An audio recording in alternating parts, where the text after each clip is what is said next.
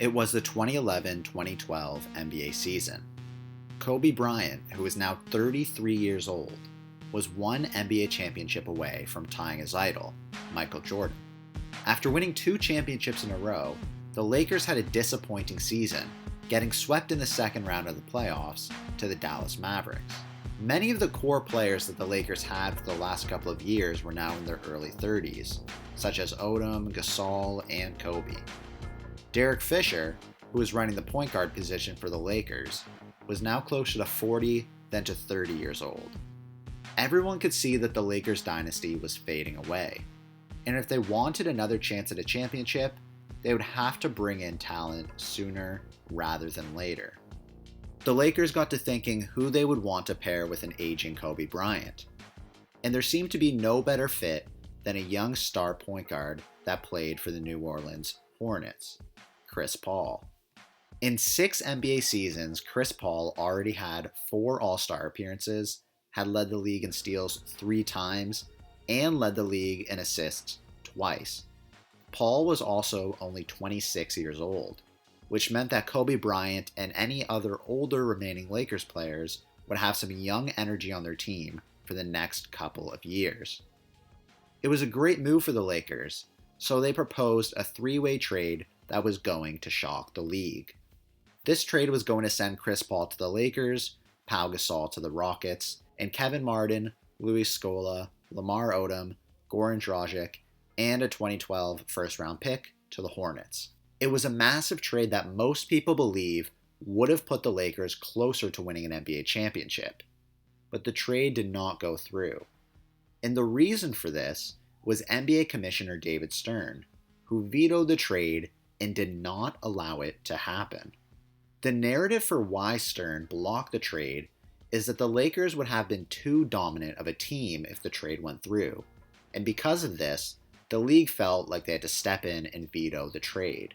At the time, the story caused quite an uproar. Was the NBA conspiring against Kobe Bryant and the Lakers? Or was the situation actually a bit more complicated than that? The thing that people have to understand is that the NBA actually owned the Hornets at the time, meaning that if they really wanted to, they could intervene and stop a trade from going through. David Stern said, "I did it because I was protecting the Hornets.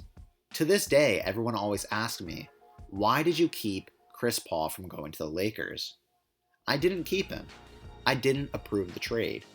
No team sells or trades a future Hall of Famer without the owner signing off, and I was the owner's representative."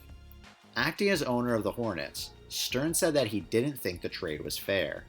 He felt the return from the trade wasn't enough for a player of Paul's caliber. Stern further explained, "In the course of the weekend, we thought we could redo the deal. We really thought that Houston would be ready to part with Kyle Lowry, and we had a trade lined up for Odom that would have gotten us a good first-round pick." Stern went on to say that the general manager of the Lakers panicked after the original Chris Paul trade was blocked, so he then sent Lamar Odom to Dallas.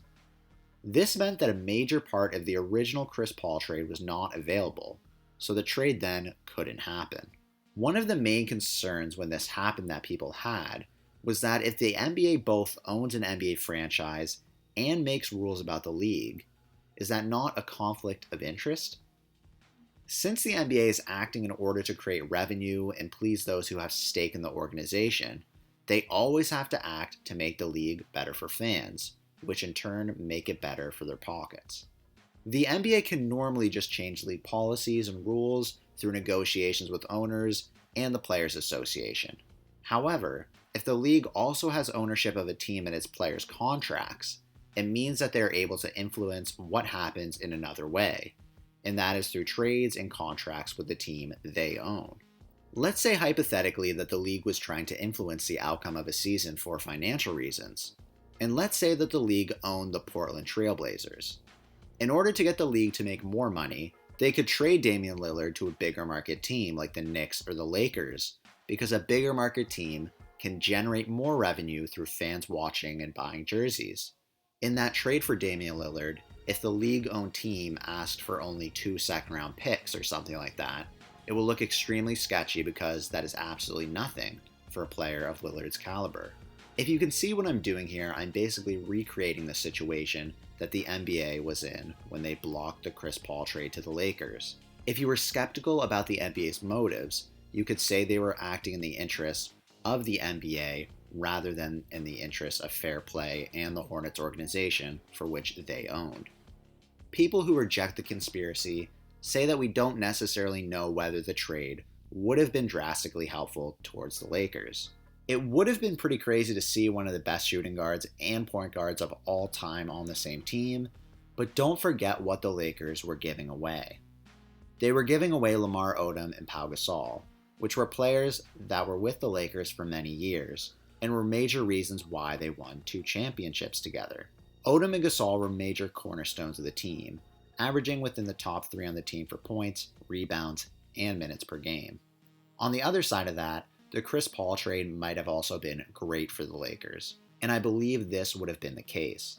Considering that Kobe only made the playoffs one more time in his career after the trade was canceled, it seems like there's a good chance that Chris Paul and Kobe Bryant paired together would have done a bit better. And who knows, a Chris Paul and Kobe Bryant combination maybe could have won a championship. If Chris Paul had a championship ring and Kobe Bryant added another ring to be at a total of 6, that would have drastically changed how we view the history of the NBA, including the greatness of Chris Paul and the most controversial basketball topic there is, the GOAT conversation. But I guess we'll never know. Did the NBA conspire against Kobe Bryant and the Lakers? Would Kobe Bryant have got his 6th ring if the trade went through? Do you think the NBA was acting in the Hornets' interests or the league's interests? Remember to like this video and subscribe to the channel to show your support. Thanks for watching.